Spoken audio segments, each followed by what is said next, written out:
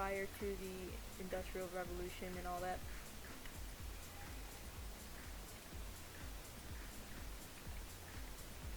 And it really, I remember something on this, it kind of tickled me that there was a chapter where the kid goes, you know, this guy came from a town.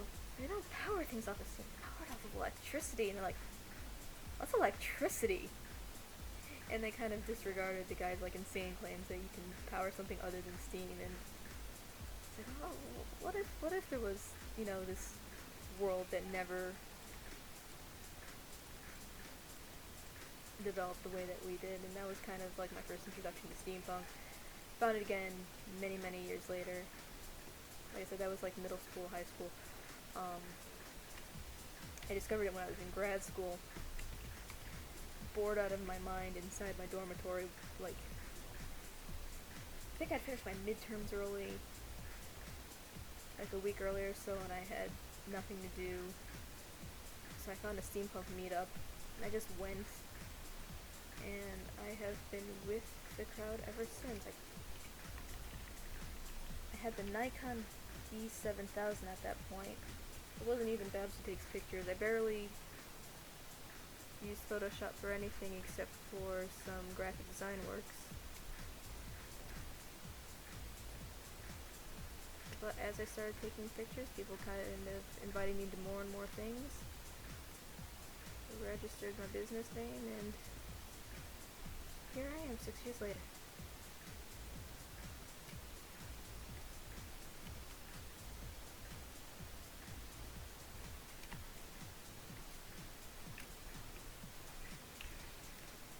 And the organizers of that event were G.D. Fox and Evelyn Cree at the Governor's Island because it was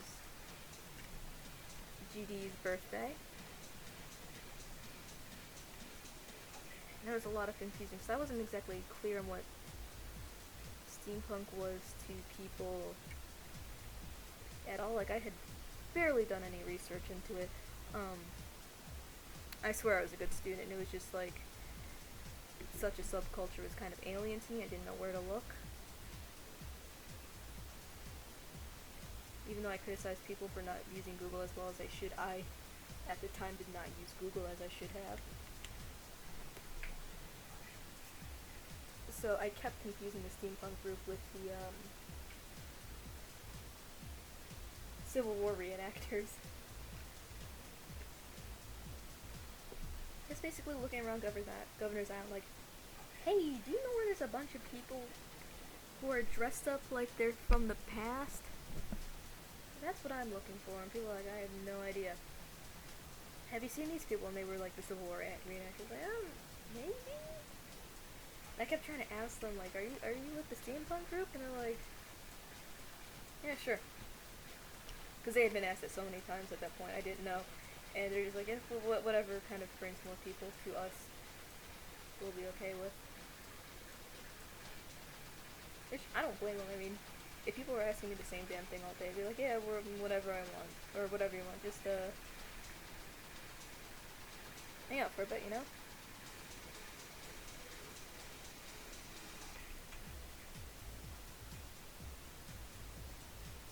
But then I guess I'm a little bit weird like that, but I don't mind just random people. As long as I can get my work done.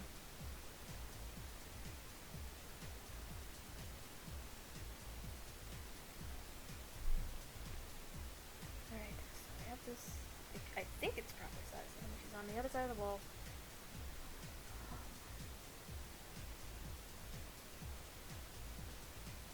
I'm gonna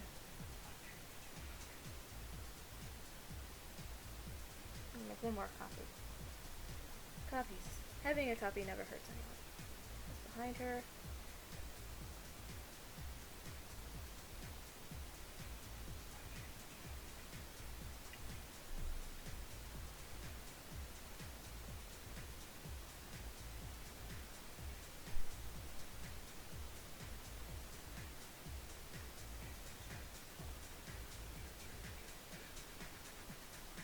The action.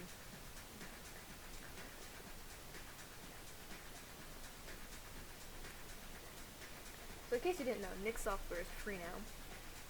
and that's what this is, Nik Software Color Efex Pro 4. And it's a super good program. I got it when it was substantially more. I think it was $150. Um, it's so good. I mean, you have so many presets. You have so many different things you can choose. Yep, all my it's gone. But hey,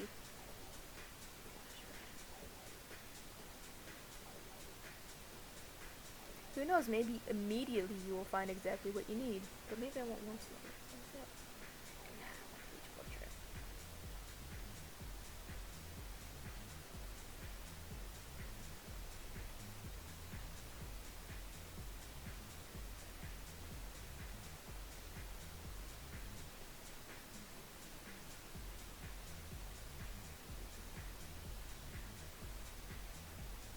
So that's the original. That's scrunched out. That is very good. As perfect. That's exactly what I wanted.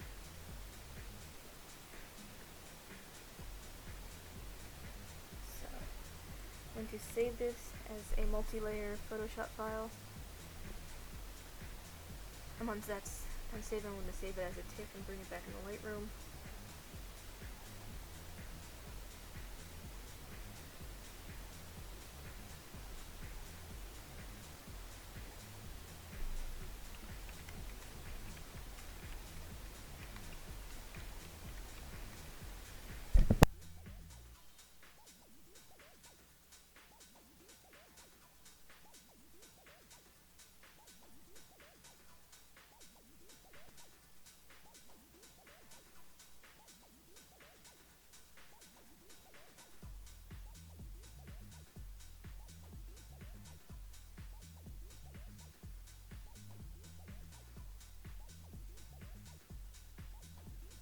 Okay, so the PSD is saved. So the TIFF.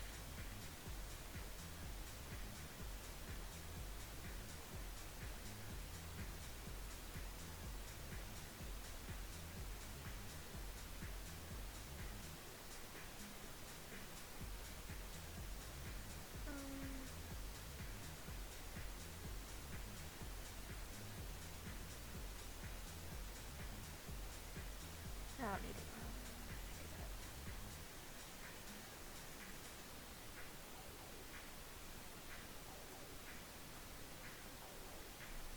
Cool. And this saved a couple of different versions. Remember, I did the virtual copy because I wasn't sure what crop I would keep, and then I had the idea of doing a grungy background. Oh,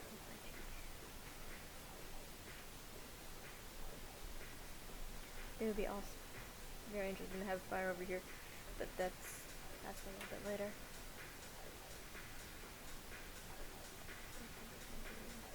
Yellow. Remember, this is non-destructive editing, so I can pick this if I need.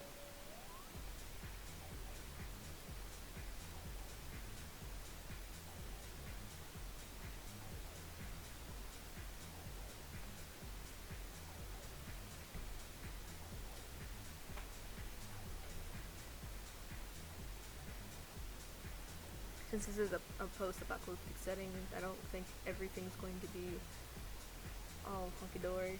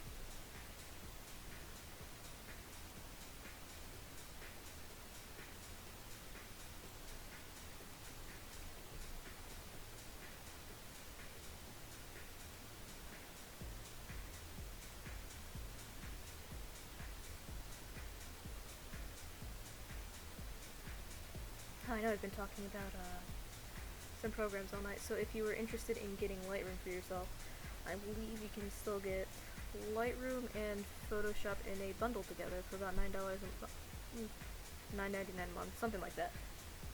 Let me look that up real quick. Adobe.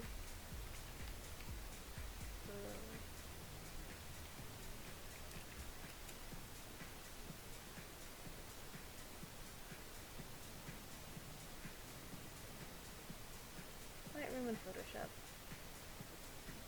So that's adobe.com/creativecloud/photography.html.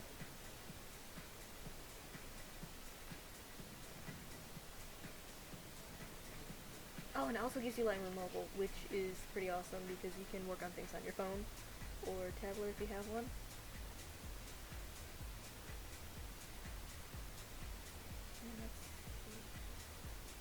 Come on, get started. Oh, that's like get started with Lightroom Mobile.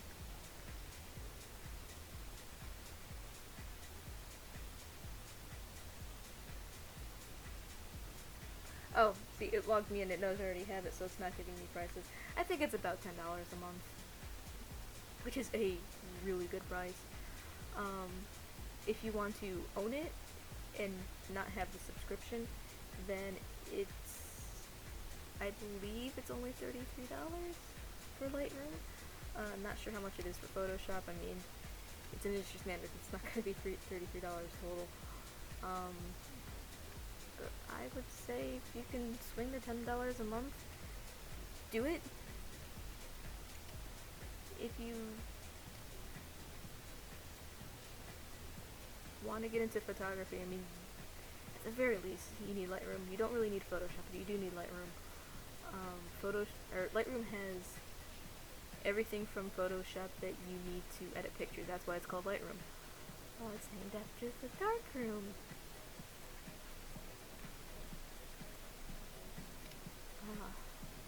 I mean, I switch back and forth between Photoshop and Lightroom pretty frequently because I have that ability. Even if I didn't, I very rarely work in Photoshop these days unless I'm doing a composite like how this is a composite.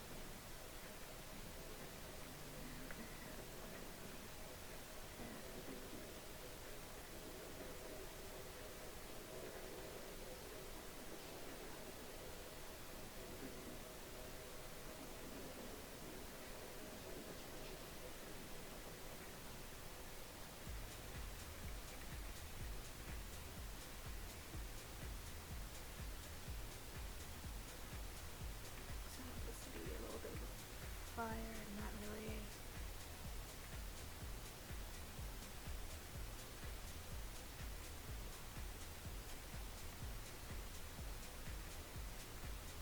Airbrush a little bit more. I think I'll toss this back into Photoshop and add a little bit of flame here and there.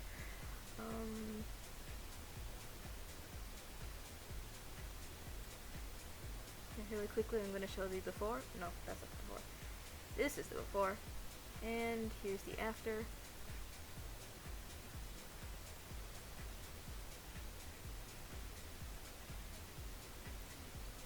little bit of processing.